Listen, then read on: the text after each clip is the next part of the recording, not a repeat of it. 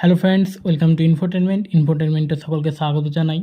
নির্বাচনের রেজাল্টের পর অর্থাৎ নতুন সরকার গড়ার পর থেকে আমরা যেটা শুনছিলাম যে স্কুল সার্ভিস কমিশনে 50,000 নিয়োগ হবে, কিন্তু সেটা কীভাবে 50,000 সেটা আজকে পশ্চিমবঙ্গের মাননীয় মুখ্যমন্ত্রী জানিয়েছেন যে 38 প্লাস 12,000। তিনার ভিডিওটা এখানে দেখো তোমরা।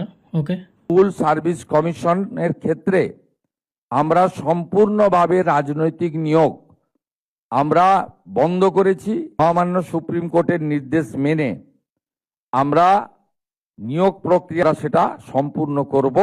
6,000-এর ইন্টারভিউ বাকি ছিল, সেটাও হয়ে যাবে। এবং এক্ষেত্রে আপনাদের জেনে রাখা দরকার, আগে যে ওবিসির ভুল নীতি ছিল সেখান থেকেও আমরা বেরিয়ে এসেছি। আমরা বিধানসভাতে আইন করেছি এবং সুপ্রিম কোর্ট থেকেও এক্সিট নিয়েছি।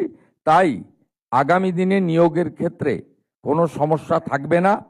আমরা বিশ্বাস করি বাজেটে মাননীয় অর্থমন্ত্রী যে ঘোষণা করেছেন এই 12,000 শিক্ষক শিক্ষিকা নিয়োগের পরে আরও অন্তত 38,000 অর্থাৎ এই অর্থবর্ষে ধাপে ধাপে 50,000 শিক্ষক শিক্ষাকর্মী অধ্যাপক অধ্যাপিকা অর্থাৎ শিক্ষাক্ষেত্রে আমরা ধাপে ধাপে নিয়োগ করতে পারবো।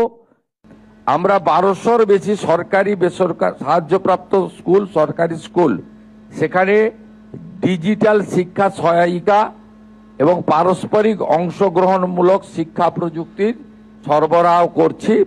এক্ষেত্রে নিশ্চিতভাবে পিছিয়ে পড়া জেলাগুলি, অর্থনৈতিকভাবে দূরবর্তী জেলাগুলি, গ্রামীণ জেলাগুলি, গ্রামীণ বিদ্যালয়গুলি অগ্রাধিকার পাবে।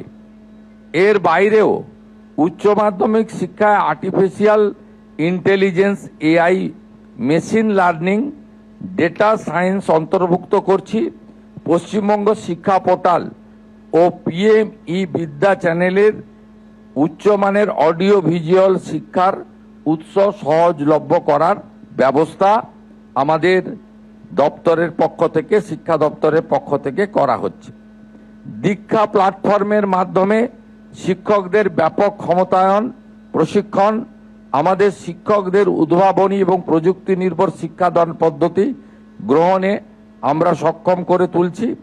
প্রায় 3 লক্ষ শিক্ষক দীক্ষা পোর্টালে নথিভুক্ত হয়েছেন এবং 18 লক্ষের বেশি কোর্সে অংশগ্রহণ করেছেন, যা ভারতের সমস্ত রাজ্যের মধ্যে সর্বোচ্চ কোর্স এনরোলমেন্ট।